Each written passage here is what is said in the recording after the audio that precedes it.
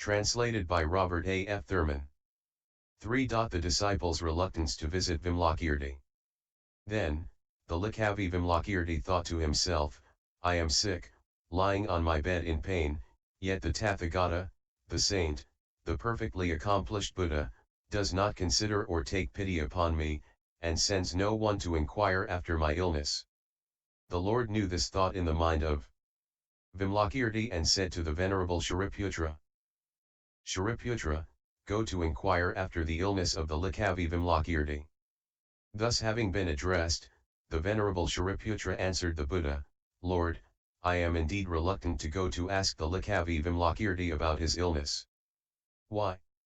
I remember one day, when I was sitting at the foot of a tree in the forest, absorbed in contemplation, the Licchavi Vimalakirti came to the foot of that tree and said to me, Reverend Shariputra, this is not the way to absorb yourself in contemplation.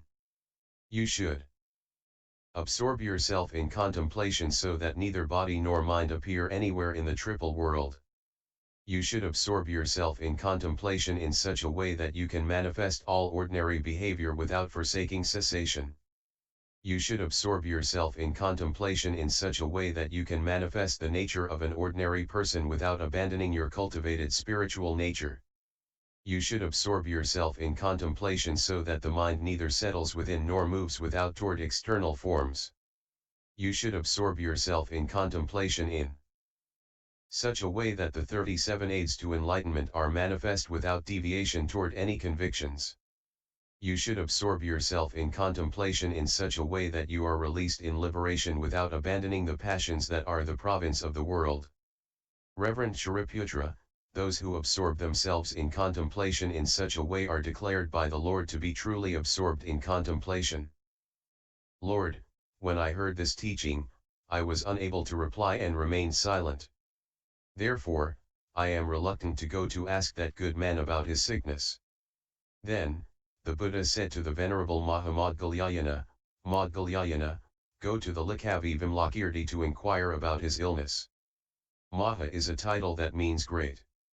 Maudgalyayana replied, Lord, I am indeed reluctant to go to the Licchavi Vimalakirti to inquire about his illness. Why? I remember one day when I was teaching the Dharma to the householders in a square in the great city of Vaisali, and the Licchavi Vimalakirti came along and said to me, Reverend Maudgalyayana, that is not the way to teach the Dharma to the householders in their white clothes. The Dharma must be taught according to reality. Reverend Maudgalyayana, the Dharma is without living beings, because it is free of the dust of living beings.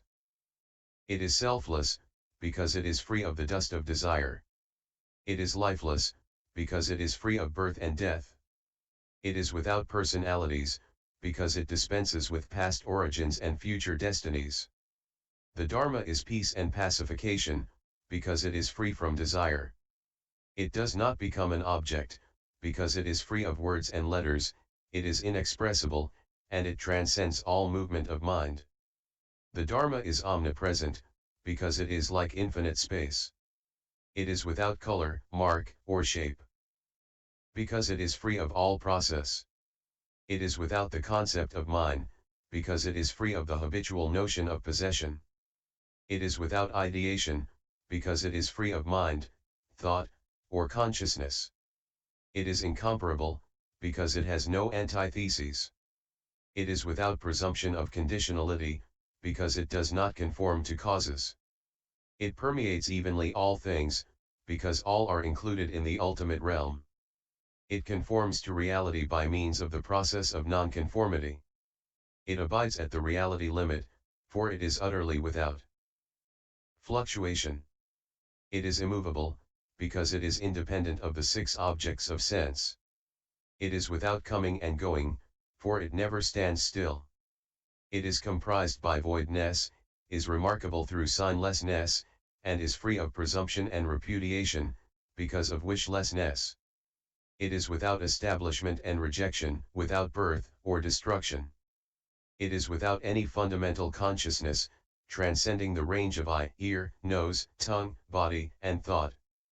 It is without highness and lowness. It abides without movement or activity. Reverend Muhammad Galyayana, how could there be a teaching in regard to such a dharma? Reverend Muhammad Galyayana, even the expression to teach the dharma is presumptuous, and those who listen to it listen to presumption. Reverend Maud Galyayana, where there are no presumptuous words, there is no teacher of the dharma, no one to listen, and no one to understand. It is as if an illusory person were to teach the dharma to illusory people. Therefore, you should teach the dharma by keeping your mind on this. You should be adept in regard to the spiritual faculties of living beings. By means of the correct vision of the wisdom eye, manifesting the great compassion, acknowledging the benevolent activity of the Buddha, purifying your intentions, understanding the definitive expressions of the Dharma, you should teach the Dharma in order that the continuity of the three jewels may never be interrupted. Lord, when Vimalakirti had discoursed thus, 800 householders in the crowd conceived the spirit of unexcelled, perfect enlightenment, and I myself was speechless. Therefore, Lord, I am indeed reluctant to go to this good man to inquire about his illness. Then, the Buddha said to the Venerable Mahakasyapa, Mahakasyapa, you go to the Licchavi Vimalakirti to inquire about his illness. Lord, I am indeed reluctant to go to the Licchavi Vimalakirti to inquire about his illness. Why? I remember one day, when I was in the street of the poor begging for my food, the Licchavi Vimalakirti came along and said to me, Reverend Mahakasyapa, to avoid the houses of the wealthy, and to favor the houses of the poor, this is partiality in benevolence. Reverend Mahakasyapa, you should dwell on the fact of the equality of things, and you should seek alms with consideration for all living beings at all times. You should beg your food in awareness of the ultimate non-existence of food. You should seek alms for the sake of eliminating the materialism of others. When you enter a town, you should keep in mind its actual voidness, yet you should proceed through it in order to develop men and women. You should enter homes as if entering the family of the Buddha. You should accept alms by not taking anything. You should see form like a man blind from birth, hear sounds as if they were echoes, smell scents as if they were wines, experience tastes without any discrimination, touch tangibles in awareness of the ultimate lack of contact in gnosis, and know things with the consciousness of an illusory creature. That which is without intrinsic substance and without imparted substance does not burn. And what does not burn will not be extinguished.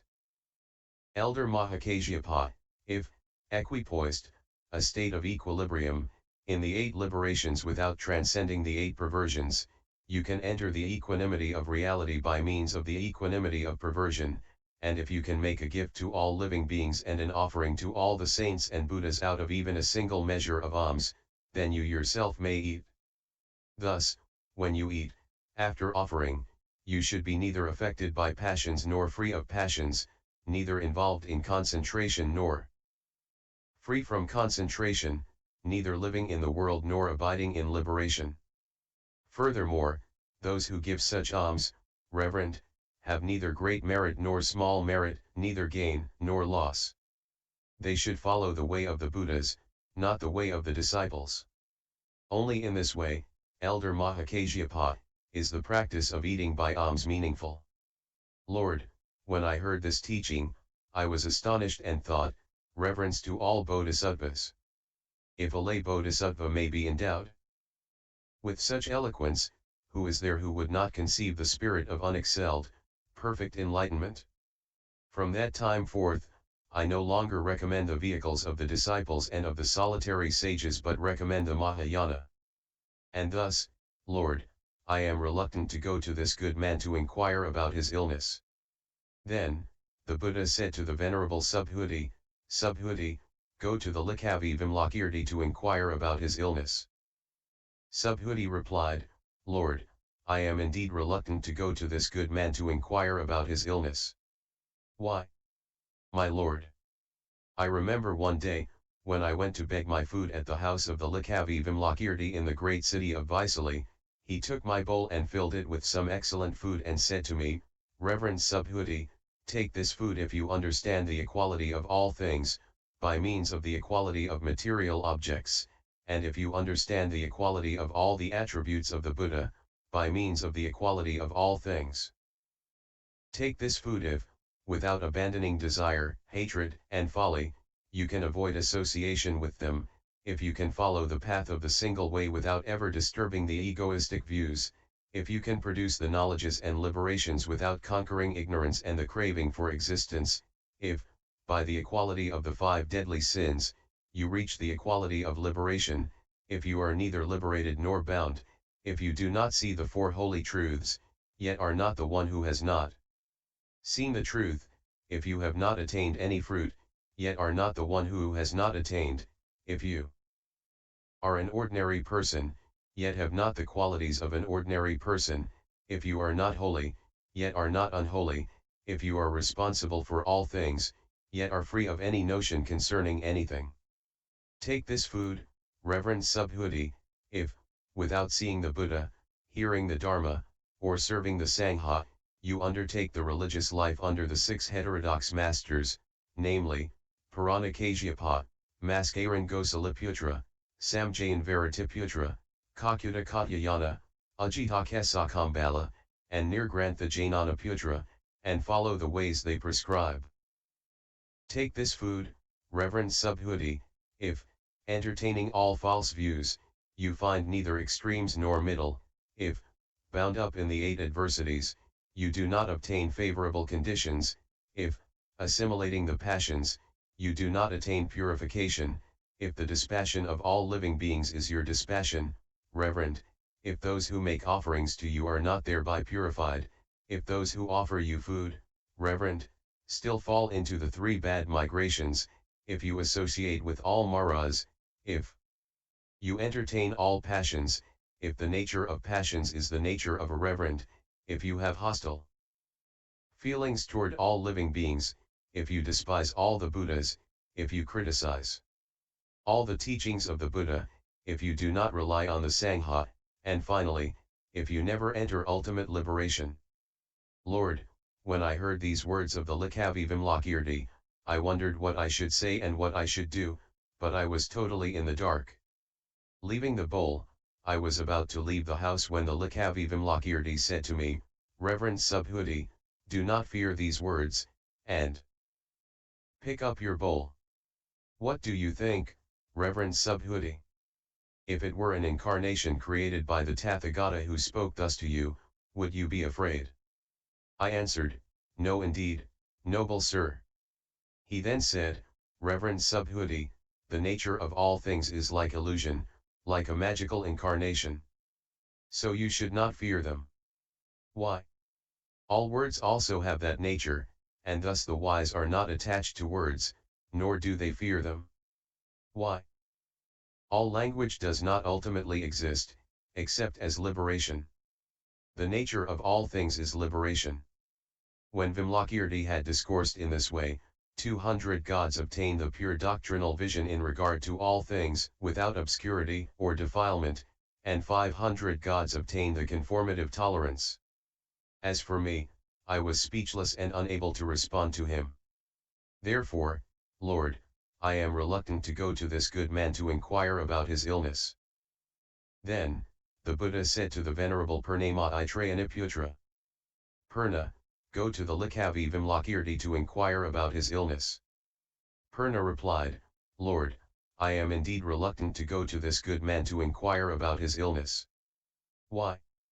Lord, I remember one day, when I was teaching the Dharma to some young monks in the great forest, the Licchavi Vimalakirti came there and said to me, Reverend Purna, first concentrate yourself, regard the minds of these young bhikkhus, and then teach them the Dharma.